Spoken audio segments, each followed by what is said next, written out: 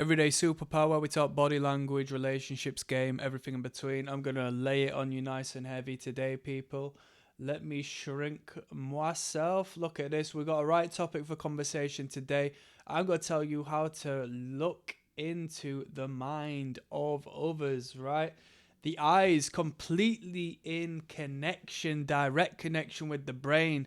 We don't know what our pupils are doing. We can manipulate our body and take control of what cues we're putting out into the world, consciously speaking, but we can't control the dilation of the pupils unless you listen to what I'm telling you today, yeah?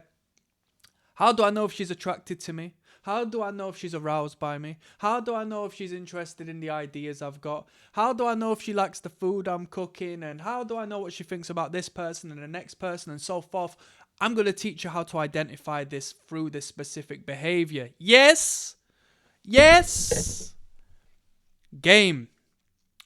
The dilation of the pupil, yeah? We'll talk maybe a little more so in depth about the constriction on another video, but we're going to encompass both because we can't have one without the other. It's a duality of such, right? I've got a photo before you, and surprisingly enough, it was actually quite awkward to find.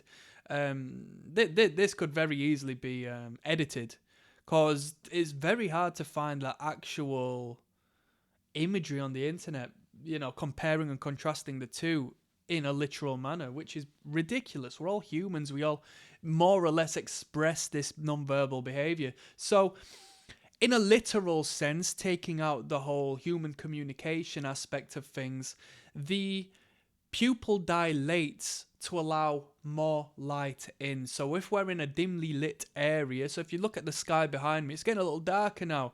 As it continues to get darker, if I was out there without a gleaming light shining in my face, my pupils are going to dilate. My pupils going to dilate, right?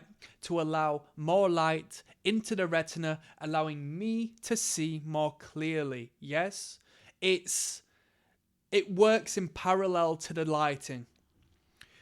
As it gets brighter, if the sun comes out behind them clouds, my pupils will constrict because my body serves a purpose, and that purpose is self-preservation and survival. If I can't see, then I'm going to have a hard time surviving, right? So the constriction of the pupil acts as a blind of sorts.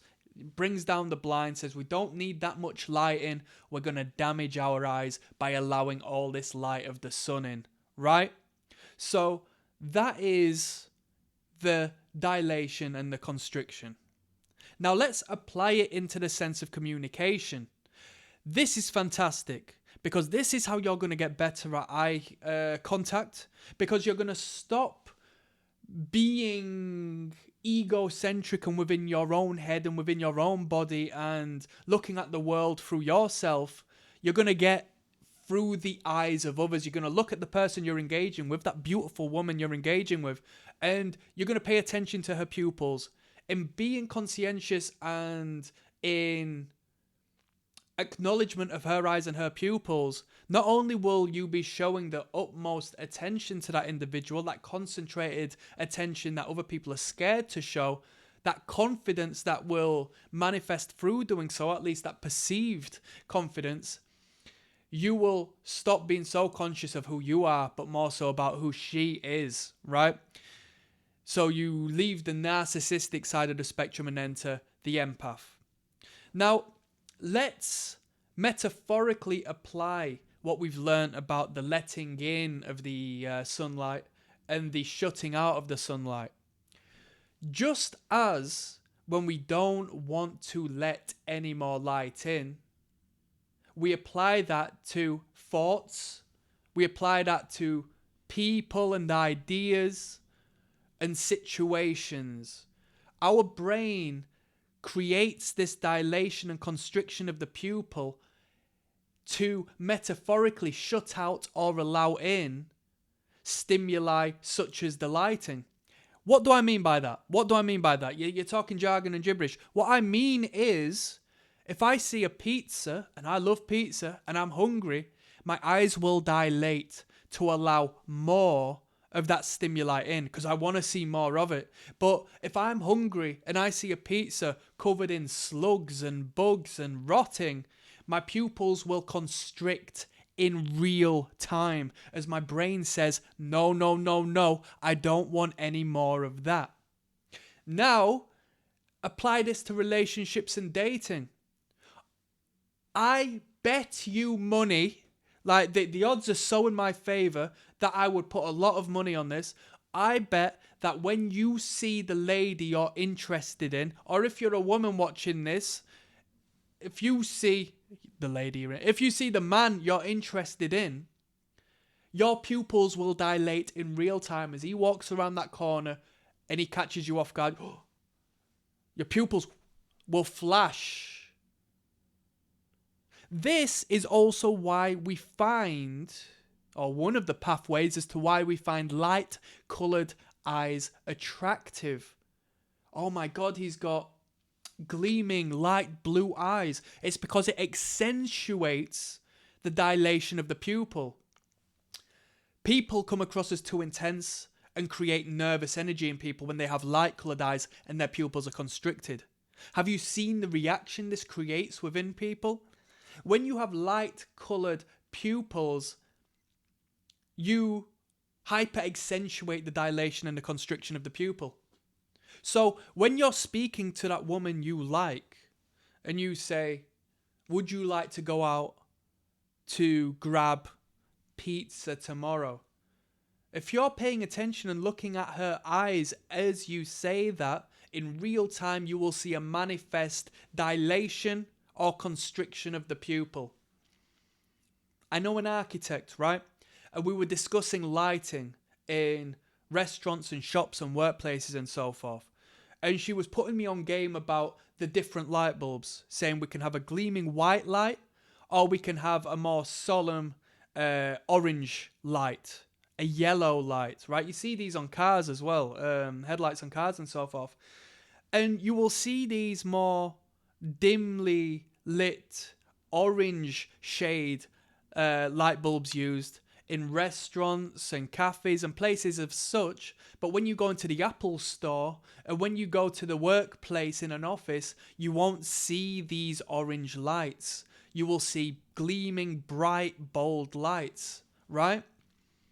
This is why when you're dating, you create a space to be romantic and garner attraction. Because with these dimly lit environments, naturally, even though you might not be interested in her, your pupils are going to dilate. And she's going to look at you, and through her internalized biological pattern recognition, she's going to speak to you and see you as somebody who is attractive, first and foremost, and attracted to her. Because she or her body, her subconscious mind, has assessed this behavior, especially her being a woman. She's way more in tune than body language than we are, and reading cues. It's a woman's intuition, right? She is way more in tune with that. She's going to see your pupils dilate. She's going to think, oh, wow, he's interested in me. Oh, wow, I'm loved. Oh, wow, I am seen. I am validated. And in response to those good feelings, her pupils will dilate as well, creating this more intimate and attractive environment. I'm putting you on game. I'm putting you on game. Click like and subscribe on this one, people. So we need to do the maths here and pay attention to the context of the constriction and dilation and so forth. Is the person on drugs? And we can identify whether someone's on drugs or get a hunch of when someone's on drugs because we identify the constriction, the dilation of the pupil being abnormal in the particular setting where they're based. If somebody's, I don't know what drug dilates the eye. I don't know. You tell me. Flipping. I don't know. I'm not going to try and be smart. I don't know that game. So somebody's taken drugs that have created a positive rush of endorphins within that person's brain, right? The pupils have dilated. Now you see this person on the top of a mountain on a snowboarding holiday. You're going to think, wow, everything's white up here. We're here in the gleaming sun.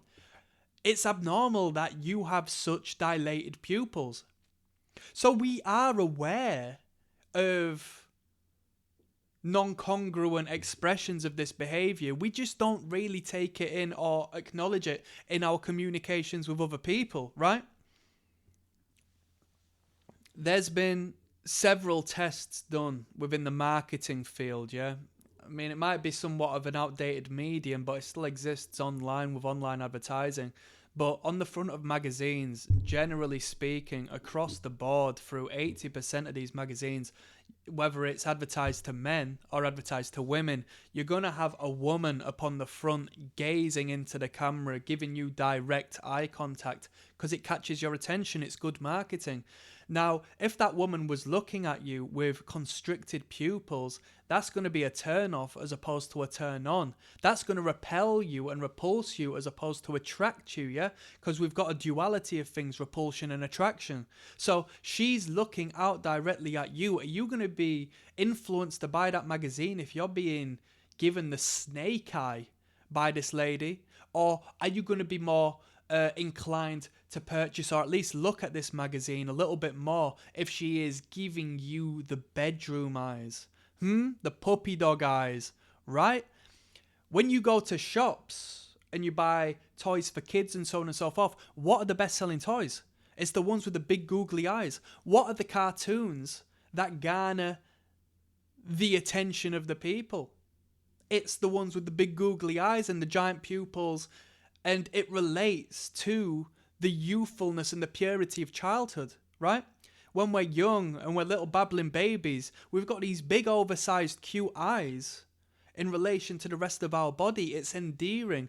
And we as human beings eternalize and elevate and pedestalize the glory of youth, the days and the time once gone. We as men love to see it in women, right? Because youthfulness is incredibly attractive. Women like to see it in us to a different degree, right? So women obviously want maturity within men. That suits them a little bit better. That's why they go for older men across the board. Like, don't tell me I'm wrong. But there are some youthful qualities that woman does want in that man, which the man wants in a woman. That's longevity. We want to identify health in people, and that's a very attractive trait. So let's keep going. Essentially, to finalize, I just want to let you know that we can't really go out of our way 24 hours a day to manufacture the dilation and the constriction of the pupils. It's out of sight, out of mind. We don't even consider it as we walk around doing our day-to-day things.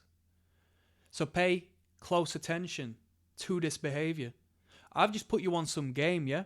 Click like and subscribe for that. I'll see you on the flip side. Peace.